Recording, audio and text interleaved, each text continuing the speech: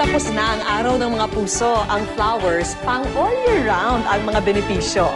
Ang paggawa ng tsaa, ating aalamin gamit ang mga sangkap mula sa hardin. Terrific news mga kapuso dahil ang inyong mga halaman at bulaklak sa inyong mga bakuran, alam nyo ba, pwede rin inumin para sa isang magandang kalusugan. Ating alamin ang iba't ibang uri ng tsaa at ang terrific wonders na dulot nito. Kaliwat kanan ang nagsusulputang mga tea house dito sa Kamaynilaan. Ganon din ang mga herbal capsule na nakangakong makagagaling sa iba't ibang klase ng karamdaman. At isa na nga si Mami Lilia sa mga suki ng mga ito. Ang nararamdaman ko ay ang pananakit ng aking tiyan, pananakit ng aking balakang, pananakit ng ulo ko, at mga kasukasuan. Mahilig din mag-alaga ng sari-saring mga bulaklak si Mami Lilia. Pero ang hindi niya alam, may benepisyo pala ang mga ito sa katawan. At syempre kasama ko ngayon ang ating wonder doctor, si Doc V! Doc V! Turo mo na sa amin, ano ba itong mga tea na ito na makikita namin sa bakuran namin? Well, unahin natin katatapos ng Valentine's Day process. Roses! Look at that! Oh, boys, hindi lang pang regalo sa inyong mga misis at mga mahal sa buhay ang rosas. Meron din pakinabang ito bilang tsaa. Gagawin natin tsaa. So, anong proseso po ang gagawin natin? Ang proseso ito nanggaling sa Europe. This is what you call back remedy. Ang back therapy ay ang natural na pagpapalabas ng essential oil and minerals ng halaman sa pamamagitan ng pagbababad nito. Pakatandaan mga ka-good news, yung talulot po ng rosas, ito yung mga white thing, yan. Yung puti na ito, kailangan tatanggalin natin, yan. Dahil magbibigay daw po yun ng bitter taste if ever. Lalagay natin sa garapon. Okay. Tapos let it stand for about 1 month.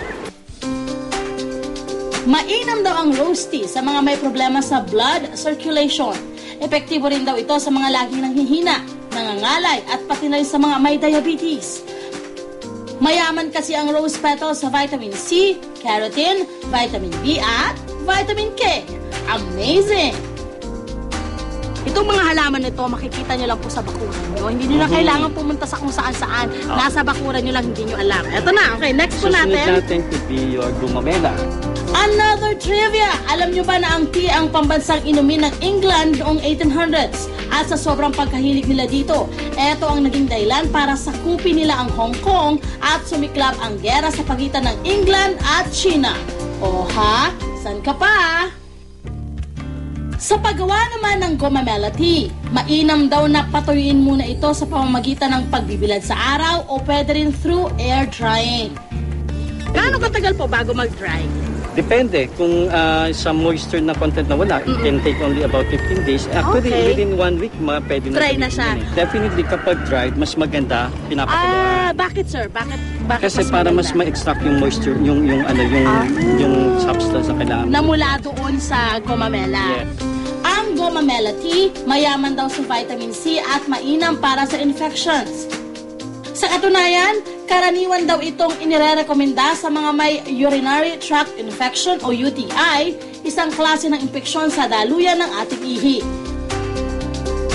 Next po natin, syempre pa, sampagita. Ang dapat yan, kasi it's very delicate, madaling matunaw yan, the same as gumamela, no? Pwede lang steeping. Ang steeping process ay ang simpleng paglalagay ng mainit na tubig sa halaman para makuha ang natural na katas nito. Lagyan natin ng mainit na tubig. Yes. Alam mo, usually talaga, pag nag-steep ka na, sir, kailangan laging tinatakpan para yung init din niya, tsaka yung kanyang nirelease na vitamins or minerals Hindi mag-evaporate. Correct. Kaya kailangan tinatakpan. So, 10 to 15 minutes, inumin mo na, you're good to go. Ang sampagita na mayaman din sa vitamina C ay malaking tulong bilang gamot sa sakit na tulad ng ulcer at heartburn. Huli sa ating listahan ay ang pinakakaraniwang bulaklak sa ating bakuran, ang santan. Tamis to eh. Pero, meron pa kayong gamit na to. That's very good for hypertension. Wah! Tatay, Okay, kailangan mo to.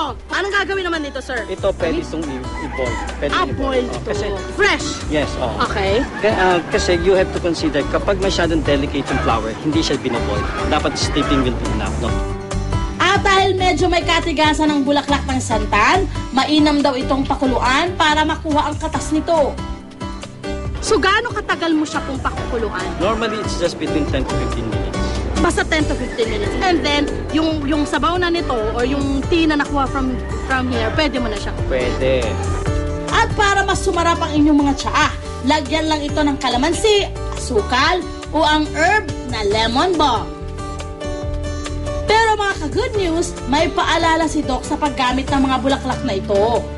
Make sure na yung halaman na ginagamit nyo ay hindi na pollute. Dapat talaga organic, no? Ibig sabihin hindi ka gumamit ng pesticides or yung mga ini-spray, particularly at saka yung fertilizer as much as possible. Alam niyo na, ang mamahal ngayon ng mga tea houses. Hindi nyo na kailangan pumunta doon, Doc G, dahil sa sarili nyong bakuran, sa sarili nyong mini garden, kung meron kayong mga pasu-pasu lang, gawin nyo na yun. Makakagawa kayo ng mga tea na pwedeng makatulong sa inyong katawan at inyong kalusugan. Kung gusto nyong mas maging healthy, gumamit na ng mga tsaang ipinakita namin. Pero paalala lamang mga kapuso, ito ay mga alternatibo lamang. Pwede pa rin tayong kumonsulta sa mga espesyalista.